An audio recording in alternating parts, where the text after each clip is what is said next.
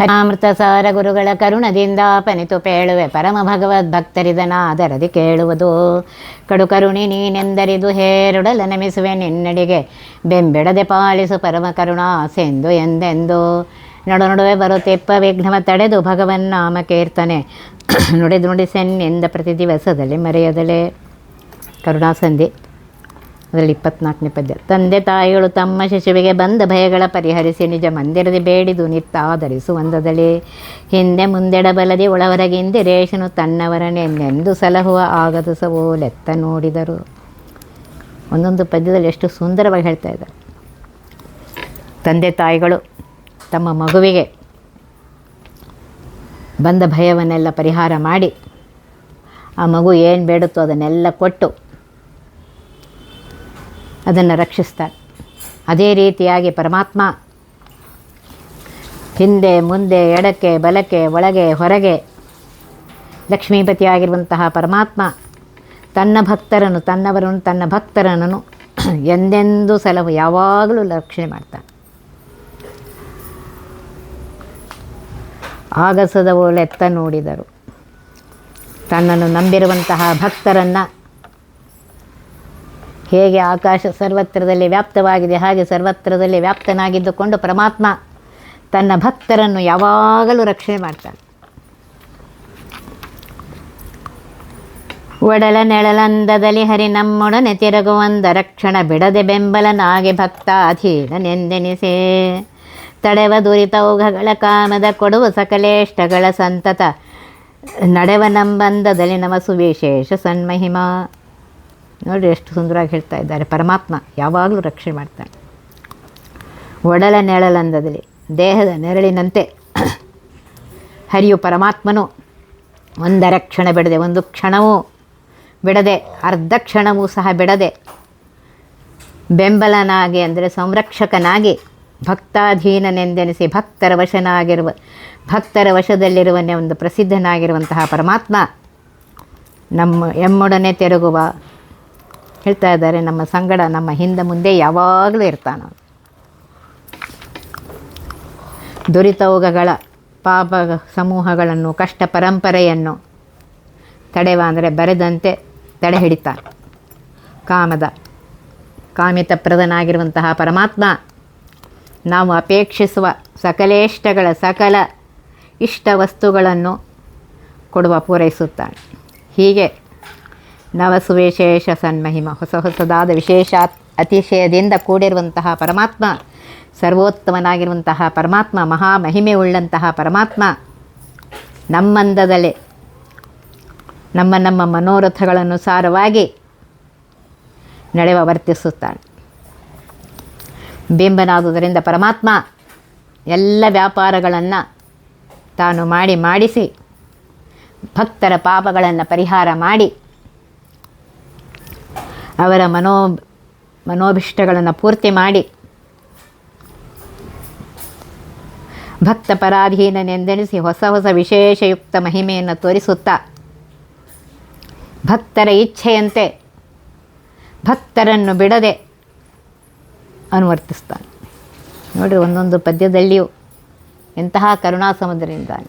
ಕರುಣಾಸಂಧಿಯಲ್ಲಿ ಹೇಳ್ತಾ ಇದ್ದಾರೆ ಆ ಪರಮಾತ್ಮ ಎಷ್ಟು ಕರುಣಾ ಸಮುದ್ರನಿದ್ದಾನೆ ಅಂತ. ಬೆಟ್ಟವರ ಭವಪಾಶದಿಂದಲೇ ಕಟ್ಟುವನು ಬಹು ಕಠಿಣ ನಿವಶಿಷ್ಟೇಷ್ಟನೆಂದನ ಅರಿದನವರತ ಸದ್ಭಕ್ತಿ ಪಾಶದಲೇ.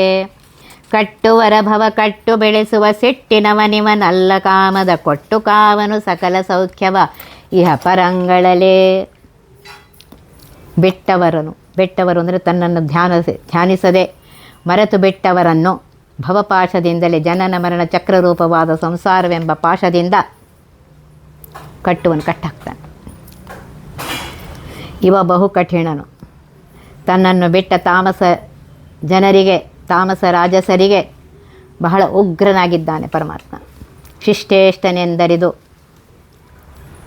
ಶಿಷ್ಟ ಅಂದರೆ ವೇದವಿಹಿತ ಧರ್ಮ ಕರ್ಮಾಸಕ್ತರಿಗೆ ಇಷ್ಟೋ ವಿಶಿಷ್ಟ ಶಿಷ್ಟೇಷ್ಟ ಎಂಬ ವಿಷ್ಣು ಸಹಸ್ರನಾಮ ಹೇಳಿದಂತೆ ಇಷ್ಟಪ್ರದನೆಂದು ಅರಿದು ಆ ರೀತಿಯಾಗಿ ದೃಢವಾಗಿ ತಿಳಿದುಕೊಂಡು ನಂಬಿ ಅನವರತ ನಿರಂತರವಾಗಿ ಸದ್ಭಕ್ತಿ ಪಾಶದಲ್ಲಿ ಉತ್ತಮವಾದ ದೃಢಭಕ್ತಿ ಪಾಶದಿಂದ ಕಟ್ಟುವರ ತನ್ನನ್ನು ಬಂಧಿಸಿ ವಶೀಕರಿಸಿಕೊಳ್ಳುವಂಥವರನ್ನು ಸದ್ಭಕ್ತರ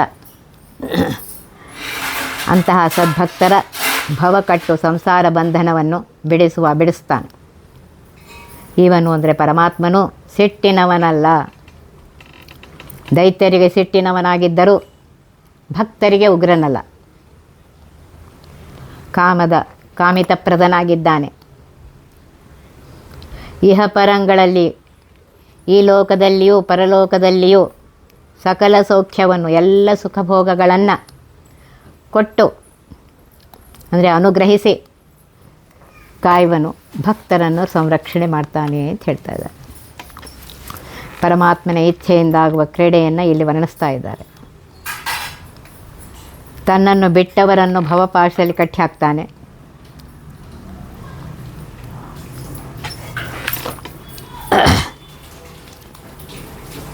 ಯಾರು ತನ್ನನ್ನು ನಂಬಿದಾರೆಯೋ ಅವರನ್ನು ಪರಮಾತ್ಮ ರಕ್ಷಣೆ ಮಾಡ್ತಾನೆ.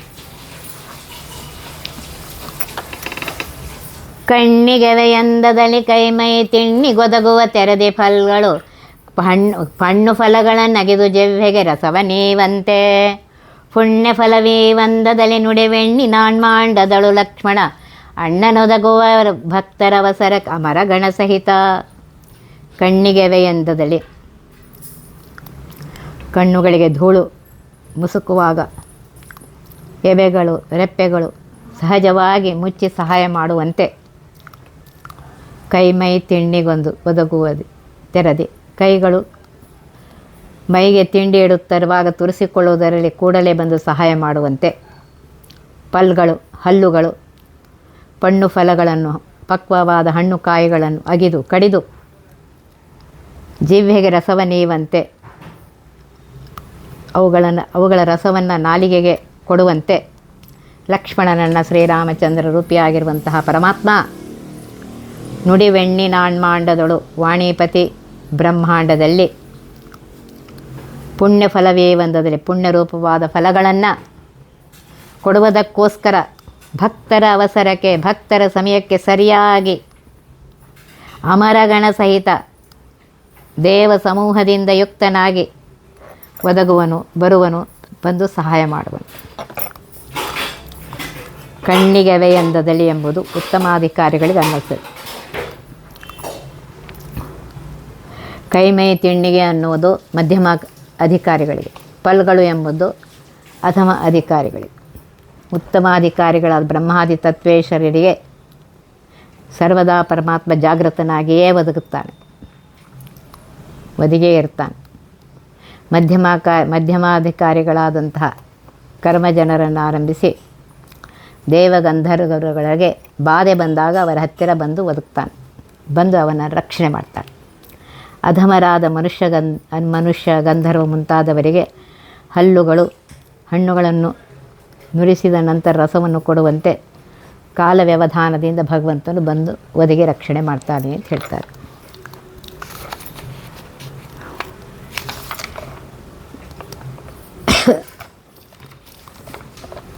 ನೋಡ್ರಿ, ಒಂದೊಂದು ಪದ್ಯದಲ್ಲಿ ಆ ಪರಮಾತ್ಮನ ಮಹಿಮೆಯನ್ನು ಹೇಳ್ತಾ ಇದ್ದಾರೆ. ಕೊಟ್ಟುದನು ಕೈ ಕೊಂಬರಕ್ಷಣ ಬಿಟ್ಟಗಲ ತನ್ನವರ ದುರಿತಗಳಟ್ಟುವನು ದೂರದಲ್ಲಿ ದುರಿತಾರಣ್ಯ ಪಾವಕನು ಬೆಟ್ಟ ಬೆನ್ನೆಲಿ ಹೊರಿಸಿದವರುಳು ಸಿಟ್ಟು ಮಾಡಿದನೇನು ಹರಿಕಂಗೆಟ್ಟ ಸುರರಿಗೆ ಸುದೆಯ ನುಡಿಸಿದ ಮುರಿದ ನಹಿತರನು. ಕೊಟ್ಟುದನು ಭಕ್ತಿಯಿಂದ ವಿಧಿಪೂರ್ವಕವಾಗಿ ಏನು ಸಮರ್ಪಣೆ ಮಾಡಿದ್ದೀರೋ ಕೈಕೊಂಬದನ್ನು ಸ್ವೀಕಾರ ಮಾಡ್ತಾರೆ. ಅದರಲ್ಲಿರುವ ಶುಭ ಹಾಗೂ ಸಾರ ಭಾಗಗಳನ್ನು ಸ್ವೀಕಾರ ಮಾಡ್ತಾನೆ. ಅರಕ್ಷಣ ಬಿಟ್ಟಗಲ ಭಕ್ತರನ್ನು ಅರ್ಧ ಕ್ಷಣವೂ ಬಿಟ್ಟು ಇರುವುದಿಲ್ಲ ಅವನು. ತನ್ನವರ ಅಂದರೆ ತನ್ನ ಭಕ್ತರ ದುರಿತಗಳು, ಪಾಪ, ವಿಘ್ನ, ಸಂಕಟಗಳನ್ನು ಅಟ್ಟುವನು ಅಂದರೆ ದೂರ ಮಾಡ್ತಾನೆ, ಓಡಿಸ್ಬಿಡ್ತಾನೆ. ದುರಿತಾರಣ್ಯ ಪಾವಕನು, ದುರಿತಗಳೆಂಬ ಅಡವಿಗೆ ಅಗ್ನಿಯಾಗಿದ್ದಾನೆ. ಅರಣ್ಯವನ್ನು ಹೇಗೆ ದಾವಾಗ್ನಿಯು ಸೂಟುವಂತೆ ಪಾಪ ದುರಿತಗಳನ್ನು ಪರಮಾತ್ಮ ನಾಶ ಮಾಡ್ತಾಳೆ ಭಕ್ತರ. ಬೆಟ್ಟ ಅಂದರೆ ಪರ್ವತ ಅಂದರೆ ಮಂದರವನ್ನು ಬೆನ್ನಿಲಿ ಅಂದರೆ ಬೆನ್ನ ಮೇಲೆ ಹೊರಸಿದವರಳು ದೇವತೆಗಳೆಲ್ಲರೂ ಆ ಮಂದರ ಪರ್ವತವನ್ನು ಅವನು ಹೊರಿಸಿದರು. ಸಿಟ್ಟು ಮಾಡಿದ್ನೇನು ಪರಮಾತ್ಮ? ಸಿಟ್ಟು ಮಾಡಲಿಲ್ಲ. ಕೂರ್ಮರೂಪನಾಗಿರುವಂತಹ ಪರಮಾತ್ಮ ತನ್ನ ಬೆನ್ನ ಮೇಲೆ ಆ ಬೆಟ್ಟವನ್ನಿಟ್ಟುಕೊಂಡು ಸಮುದ್ರವನ್ನು ಮಥಿಸಿದರೂ ದೇವತೆಗಳಲ್ಲಿ ಸಿಟ್ಟು ಮಾಡಲಿಲ್ಲ. ಕಂಗೆಟ್ಟ ಸುರರಿಗೆ ಮಥನದಿಂದ ಬಹು ಆಯಾಸ ಹೊಂದಿರುವಂತಹ ದೇವತೆಗಳಿಗೆ, ದೈತ್ಯ ಬಾಧೆಯಿಂದ ಬಳಲಿದ ದೇವತೆಗಳಿಗೆ ಅಮೃತವನ್ನು ಉಣಿಸಿದ್ದಾನೆ. ಅಹಿತರನು, ದೇವಶತ್ರುಗಳಾದಂಥ ದೈತ್ಯರನ್ನು ಮುರಿದನು ಅಂದರೆ ಸಂಹಾರ ಮಾಡಿದ.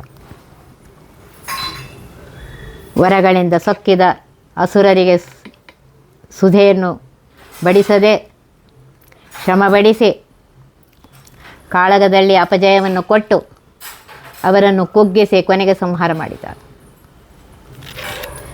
ಇಂತಹ ಕರುಣಾಪೂರ್ಣ ಚರಿತ್ರನಾಗಿದ್ದಾನೆ ಪರಮಾತ್ಮ ಅಂತ ಹೇಳ್ತಾ ಇದ್ದಾರೆ.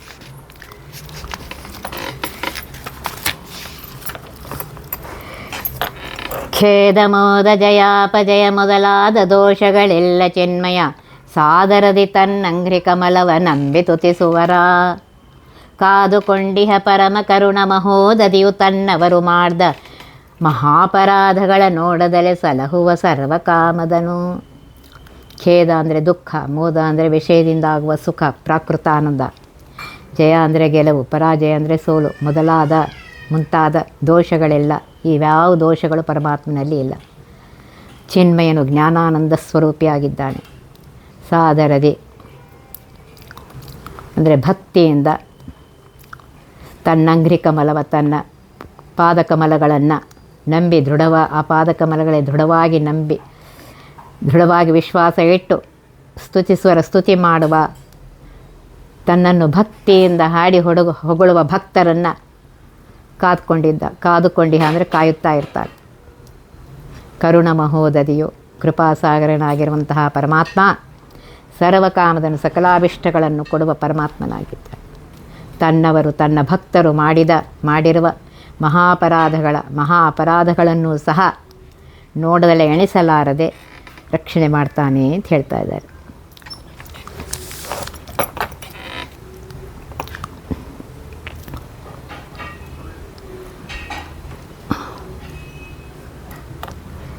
ಇಲ್ಲಿ ಹೇಳ್ತಾ ಇದ್ದಾರೆ, ಭಕ್ತರು ಮಾಡಿರುವಂತಹ ದೋಷಗಳನ್ನು ನೋಡದೆ ಅವರನ್ನು ರಕ್ಷಣೆ ಮಾಡಿಕೊಂಡಿರ್ತಾನೆ ಪರಮಾತ್ಮ. ಅಂತಹ ಪರಮಾತ್ಮನಿಗೆ ಅವನಿಗೆ ಖೇದ, ಮೋದ, ಜಯ, ಅಪಜಯ ಮೊದಲಾದ ಯಾವ ದೋಷಗಳಿಲ್ಲ. ನಿರ್ದೋಷನಾಗಿದ್ದಾನೆ. ಅನಂತ ಕಲ್ಯಾಣ ಗುಣ ಪರಿಪೂರ್ಣನಾಗಿದ್ದಾನೆ. ಭಕ್ತರ ಸರ್ವ ಅಭಿಷ್ಟಗಳನ್ನ ಪೂರ್ಣ ಮಾಡುವನಾಗಿದ್ದಾನೆ. ಮೀನ ಕೂರ್ಮ ವರಾಹ ನರ ಪಂಚಾನನ ತುಳ ಶೌರ್ಯವಾಮನ ರೇಣುಕಾತ್ಮಜ ರಾವಣಾದಿ ನಿಶಾಚರಧ್ವಂಸೆ ಧೇನುಕಾಸುರ ಮಥನ ತ್ರಿಪುರವ ಹಾನಿಗೈಸಿದ ನಿಪುಣ ಕಲಿಮುಖ ದಾನವರ ಸಂಹರಿಸಿ ಧರ್ಮದಿ ಕಾಯ್ದ ಸುಜರನರು. ಮೀನ ಅಂದರೆ ಮತ್ಸ್ಯರೂಪ, ಕೂರ್ಮ ಅಂದರೆ ಮಂದರ ಪರ್ವತವನ್ನು ಬೆನ್ನ ಮೇಲೆ ಹರಿಸಿರುವಂತಹ ರೂಪ. ವರಾಹ ಹಿರಣ್ಯಾಕ್ಷನನ್ನು ಸಂಹಾರ ಮಾಡಿದ ವರಾಹ ರೂಪ. ಅತುಳ ಶೌರ್ಯವರ ಪಂಚಾನನ ಹಿರಣ್ಯಕಶಿಪುವನ್ನು ಕೊಂದ ನಾರಸಿಂಹ ರೂಪ. ಬಲಿಯನ್ನು ಪಾತಾಳಕ್ಕೆ ತುಳಿದಂತಹ ವಾಮನ ರೂಪ. ರೇಣುಕಾತ್ಮಜ ಅಂದರೆ ಪರಶುರಾಮ ರೂಪ. ರಾವಣಾದಿ ನಿಶಾಚರ ಧ್ವಂಸಿ, ರಾವಣ ಮೊದಲಾದ ರಾಕ್ಷಸರನ್ನು ಸಂಹಾರ ಮಾಡಿದ ದಶರಥನ ಪುತ್ರನಾಗಿರುವಂತಹ ರಾಮರೂಪ. ಧೇನುಕಾಸುರನ ಸಂಹಾರ ಮಾಡಿದ ಶ್ರೀಕೃಷ್ಣ ರೂಪ. ತ್ರಿಪುರವ ಹಾನಿಗೈಸಿದ ನಿಪುಣ, ತ್ರಿಪುರಾಸುರ ಪತ್ನಿಯರ ಪಾತಿವ್ರತ್ಯವನ್ನು ಭಂಗಪಡಿಸಿದ ಬುದ್ಧ ರೂಪ. ಕಲಿಮುಖ ದಾನವರ, ಕಲಿ ಮುಂತಾದ ದೈತ್ಯರನ್ನು ಸಂಹರಿಸಿ ಅಂದರೆ ಸಂಹಾರ ಮಾಡಿ ಸುಜನರನು ಧರ್ಮದಿ ಕಾಯ್ದ ಸಜ್ಜನರನ್ನು ಧರ್ಮದಿಂದ ರಕ್ಷಿಸಿರುವಂತಹ ಕಲ್ಕಿ ರೂಪ.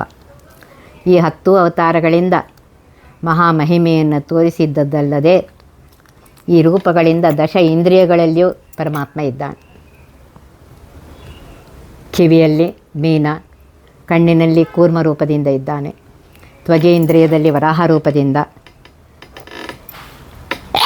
ಘ್ರಾಣೇಂದ್ರಿಯದಲ್ಲಿ ನರಸಿಂಹ ರೂಪದಿಂದ, ರಸನೇಂದ್ರಿಯದಲ್ಲಿ ವಾಮನ ರೂಪದಿಂದ, ವಾಗೇಂದ್ರಿಯದಲ್ಲಿ ಪರಶುರಾಮ ರೂಪದಿಂದ, ಪಾಣಿಗಳಲ್ಲಿ ಶ್ರೀ ದಾಶರಥಿ ರಾಮ ರೂಪದಿಂದ, ಪಾದದಲ್ಲಿ ಶ್ರೀಕೃಷ್ಣ ರೂಪದಿಂದ, ಪಾವಿನಲ್ಲಿ ಬುದ್ಧ ರೂಪದಿಂದ, ಉಪಸ್ಥೇಂದ್ರಿಯದಲ್ಲಿ ಕಲ್ಕಿ ರೂಪದಿಂದ, ಹೀಗೆ ದಶೇಂದ್ರಿಯಗಳಲ್ಲಿ ದಶಾವತಾರ ರೂಪದಿಂದ ಪರಮಾತ್ಮ ಇದ್ದಾನೆ.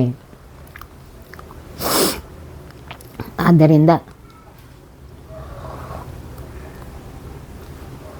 ಭಕ್ತಿಯಿಂದ ಯಾರು ಆ ಪರಮಾತ್ಮನನ್ನು ಸ್ಮರಣೆ ಮಾಡ್ತಾರೋ ಅಂಥವರನ್ನು ಪರಮಾತ್ಮ ರಕ್ಷಣೆ ಮಾಡಿಯೇ ಮಾಡ್ತಾನೆ ಅನ್ನೋದನ್ನು ಹೇಳ್ತಾ ಇದ್ದಾರೆ. ಶ್ರೀಮನೋಹರ ರಮ ಶಮಲವರ್ಜಿತ ಕಾಮಿತಪ್ರದ ಕೈರವದಳ ಶ್ಯಾಮ ಶಬಲ ಶರಣ್ಯ ಶಾಶ್ವತ ಶರ್ಕರಾಕ್ಷಸಖ ಸಾಮಸನ್ನುತ ಸಕಲ ಗುಣಗಣಧಾಮ ಶ್ರೀ ಜಗನ್ನಾಥ ವಿಠ್ಠಲ ಈ ಮಹಿಯುಳವ ತರಿಸಿ ಸಲಹಿದ ಸಕಲ ಸುಜನರನು. ಶ್ರೀ ಮನೋರಮ ಶ್ರೀ ಸಂಪತ್ಕರಳಾಗಿರುವಂತಹ ಶ್ರೀ ಭೂದುರ್ಗಾ ರೂಪದಿಂದ ದಕ್ಷಿಣಾರೋಪಳಾದ ರಮಾದೇವಿಗೆ ವಿಶೇಷ ಆನಂದಪ್ರದನಾಗಿದ್ದಾನೆ ಪರಮಾತ್ಮ. ಅದಕ್ಕೆ ರಮಾ ಮನೋಹರ ಅಂತ ಹೇಳ್ತಾ ಇದ್ದಾರೆ. ಶಮಲವರ್ಜಿತ ದೋಷವರ್ಜಿತನಾಗಿದ್ದಾನೆ. ಕಾಮಿತಪರದ ಭಕ್ತರ ಬೇಡಿದ್ದನ್ನು ಕೊಡುವವನಾಗಿದ್ದಾನೆ. ಕೈರವದಳ ನೀಲೋತ್ಪಲದಂತೆ ಶ್ಯಾಮಲವರ್ಣನಾಗಿದ್ದಾನೆ ಪರಮಾತ್ಮ, ನೀಲಕಮಲದಂತೆ.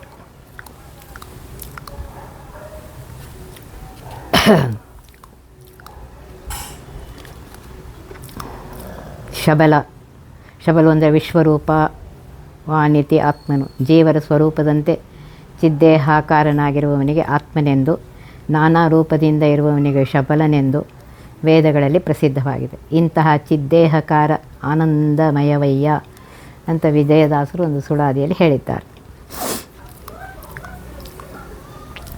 ಶ್ಯಾಮ ಶಬಲ ನಾಮಕ ಬಿಂಬರೂಪಿ ಹರಿಯು, ಶರಣ್ಯ ಶರಣಾಗತರನ್ನು ರಕ್ಷಿಸುವಂಥವನು, ಶಾಶ್ವತನು ಶಶ್ವದೇಕ ಪ್ರಕಾರವಾಗಿ ಒಂದೇ ರೀತಿಯಿಂದಿರುವವನು, ಶರ್ಕರಾಕ್ಷಸಖ ಸೂಕ್ಷ್ಮ ಜ್ಞಾನಿಗಳಿಗೆ ಸಖನಾದವನು, ಸಾಮಸನ್ನುತ ಸಾಮವೇದಾದಿಗಳಿಂದ ಗಾನ ಮಾಡಿ ಸ್ತೋತ್ರ ಮಾಡಿಸಿಕೊಳ್ಳುವವನು, ಸಕಲ ಗುಣಧಾಮ ಜ್ಞಾನಾನಂದಾದಿ ಸಕಲ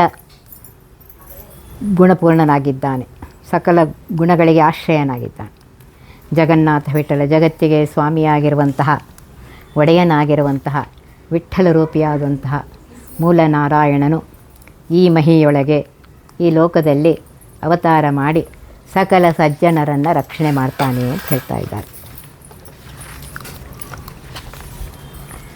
ಹೇಳಿ ಈ ಕರುಣಾಸಂಧಿಯನ್ನು ಮುಗಿಸ್ತಾ ಇದ್ದಾರೆ. ನೋಡಿರಿ ಆ ಪರಮಾತ್ಮ ಎಂತಹ ಕರುಣಾ ಸಮುದ್ರ ಅಂತ ಹೇಳಿ ಒಂದೊಂದು ಪದ್ಯದಲ್ಲೂ ಹೇಳ್ತಾ ಇದ್ದಾರೆ. ಅನಂತ ಕಲ್ಯಾಣ ಗುಣ ಪರಿಪೂರ್ಣನಾಗಿರುವಂತಹ ಪರಮಾತ್ಮ, ಸರ್ವತಂತ್ರ ಸ್ವತಂತ್ರನಾಗಿರುವಂತಹ ಪರಮಾತ್ಮ ಭಕ್ತರ ಎಲ್ಲ ಅಭೀಷ್ಟಗಳನ್ನು ಪೂರ್ತಿ ಮಾಡ್ತಾನೆ. ಲಕ್ಷ್ಮೀಪತಿಯಾಗಿರುವಂತಹ ಪರಮಾತ್ಮ ಭಕ್ತರ ಅಭೀಷ್ಟಗಳನ್ನ ಪೂರ್ತಿ ಮಾಡ್ತಾನೆ. ಆದ್ದರಿಂದ ಕರುಣಾ ಸಮುದ್ರನಾಗಿರುವಂತಹ ಪರಮಾತ್ಮನ ಸ್ಮರಣೆಯನ್ನು ಮಾಡಿರಿ, ಯಾವಾಗಲೂ ಅವನ ಸ್ಮರಣೆಯನ್ನು ಮಾಡ್ತಾ ಇರ್ರಿ ಅಂತ ಹೇಳಿ ಹೇಳ್ತಾ ಇದ್ದಾರೆ. ಒತ್ತಿ ಬಹ ವಿಘ್ನಗಳ ಕಳೆದಪ ಮೃತ್ಯುವಿಗೆ ಮರೆ ಮಾಡಿ ಕಾಲನ ದೂತರಿಗೆ ಬೇಕರವ ಪುಟ್ಟಿಸಿ ಸಕಲ ಸಿದ್ಧಿಗಳ ಒತ್ತಿಗೊಳ್ಳಿಸಿವನರು ಹೇಕ್ಷಣ ನೃತ್ಯ ಮಾಡುವರವರ ಮನೆಯೊಳು ನಿತ್ಯ ಮಂಗಳ ಹರಿಕಥಾಮೃತ ಸಾರ ಪಡಿಸುವರ.